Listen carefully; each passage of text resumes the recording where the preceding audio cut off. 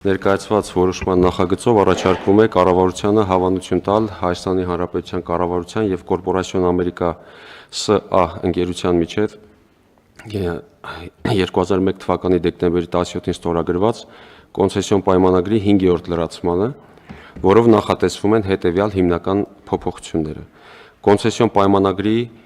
երաշխավորված ներքին շահութաբերության և վնասների հատուցման բանաձևերը ուժը կորցրած են ճանաչվում։ Կոնցեսիոն պայմանագրի անորոշ ժամկետով երկարաձգման իրավունքի կետը ուժը կորցրած է ճանաչվում։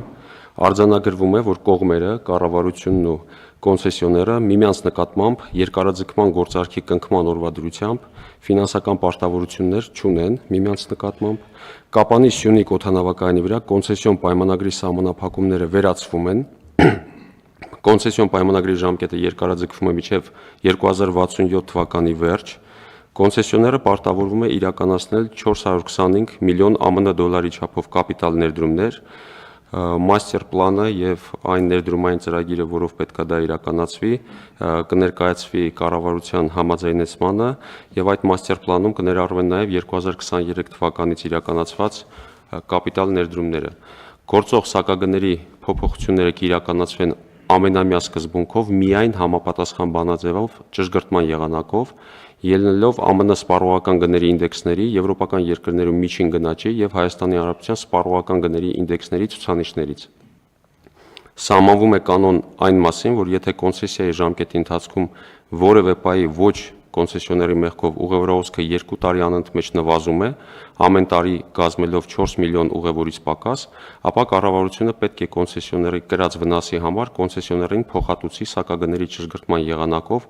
բայց ոչ ավել քան 3 տարի ժամկետով։ Նշեմ, որ բանաձևը և հիմնական հասկացությունները ներկայացված են պայմանագրի համապատասխան հավելվածում։ Սահմանվում է, որ կոնցեսիոների բաժնետոմսերի հսկիչ փաթեթի սեփականատիրոջ փոփոխությունը պետք է նախապես համաձայնեցվի կառավարության հետ։ Սահմանվում է, որ կոնցեսիոները պարտավոր է պայմանագրի ժամկետի ավարտից հետո կամ պայմանագրի վաղաժամ լուծման դեպքում օդանավակայանը և դրա պատկանելիքները վերադարձնել կառավարությանը լիովին և լիարժեք շահագործվող վիճակում։ Նախագծով կարգավորվում են նաև կոնցեսիոների կողմից 425 միլիոն ԱՄՆ դոլարից ավել ներդրումներ իրականացնելու դեպքում կառավարության կողմից կոնցեսիոն պայմանագիրը երկարաձգելու կամ սակագնային փոփոխություններ իրականացնելու հետ կապված, կոնցեսիոն պայմանագրի դադարեցման հետ կապված փոխհատուցման վճարները հաշվարկելու, մաստեր պլանով սահմանված պարտավորությունները չկատարելու դեպքում կատարման մեխանիզմներ կիրառելու և այլ հարաբերություններ։ Լրացման նախագծով վերահաստատվում է, որ թե օդանավակայանի ենթակառուցվածքը և թե շահագործումը ողջ ընթացքում պետք է համապատասխանեն միջազգային առաջնակարգ ստանդարտներին։ Որոշման նախագծով նախատեսվում է 1 ամսյա ժամկետում ստորագրել Հայաստանյան կառավարության և Կորպորասիոն Ամերիկա ընկերության միջև ստորագրված կոնցեսիոն պայմանագրի 5-րդ լրացումը։ Այսքանը, շնորհակալություն։ Հիմա պարոն Սիմոնյան, եթե մենք ստորագրենք այս լրացումը, մաստեր պլանը երբ կներկայացնեն։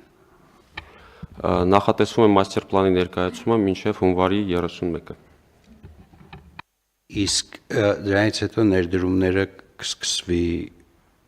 այսինքն ինքը ժամանակացույցը մոտավորապես ինչ կառուցվածք կունենա։ Շնորհակալություն հարցի համար։ Ներդրումները 425 միլիոն ԱՄՆ դոլարի չափով պետք է իրականացվեն մինչև 2033 թվականը։ Մաստեր պլանը կառավարությանը ներկայացնելուց հետո 4 ամսվա ընթացքում կառավարությունը կամ պետք է հաստատի կամ հիմնավոր մերժի, եթե տեղի ունենա հիմնավոր մերժման դեպք կամ համապատասխան հիմքերի առկայության հաստատման դեպքը եթե տեղի ունենա, ապա 33 թվականը, եթե պայմանական որոշակի փոփոխություններ առաջարկելու անհրաժեշտություն առաջանա եւ որոշակի բանակցությունների փուլ լինի, ապա համապատասխան չափով կարող է այդ 33 թվականից երկարաձգվել։ Պարոն Սիմոնյան, իսկ որպեսզի ավելի պարզ լինենք, էլի հիմա գետնի վրա երկրորդ տերմինալի կառուցման աշխատանքները, եթե մենք մաստեր պլանը հաստատենք, երբ կսկսվի, կարող ենք ենթադրել, որ անմիջապես կամ գոնե ես տենց եմ հասկացել բանակցությունների ընթացքը։ Մաստեր պլանը հաստատելուց հետո, պարոն Գրիգորյան, անմիջապես իրենք կմեկնարկեն այդ աշխատանքները եւ հենց կոնցեսիոն պայմանագրի այս լրացման տեքստով նախատեսված է, որ մինչև 33 թվականը այդ ներդրումները պետք է իրականացվեն եւ այդ տերմինալի ոչ միայն տերմինալի, այլ բոլոր այդ գույքի եւ սարքավորումների հետ կապված ներդրումները պետք է այդ ընթացքում իրականացվեն։ Եվ միևնույն ժամանակ, եթե ստորագրենք լրացումը, այդ օրվանից սկսած Կապանի օդանավակայանը կարող է շահագործվել որպես միջազգային օդանավակայան, այսինքն մենք ունենալու ենք երկրորդ միջազգային օդանավակայանը Հայաստանում։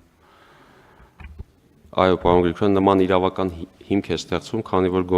գործող կոնցեսիոն պայմանագրով կա որոշակի սահմանափակում, որ Զվարթնոց օդանավակայանից 250 կիլոմետր շարավղով հեռավորության վրա, եթե կառավարությունը որոշում է որևէ օդանավակայան փոխակերպել քաղաքացիական, տեղական կամ միջազգային օդանավակայանի, ապա գործող կոնցեսիոները ունի այդ օդանավակայանի նկատմամբ առավելություն կառավարումը ստանձնելու, սակայն այս պարագայում Կապանի Սյունիք օդանավակայանը այս լրացմամբ դուրս է գալիս այդ կարգավորումից եւ դա չի վերաբերում Սյունիք օդանավակայանին։ Իրավական առումով այո, սակայն միջազգային օդանավակայան դարձնելու համար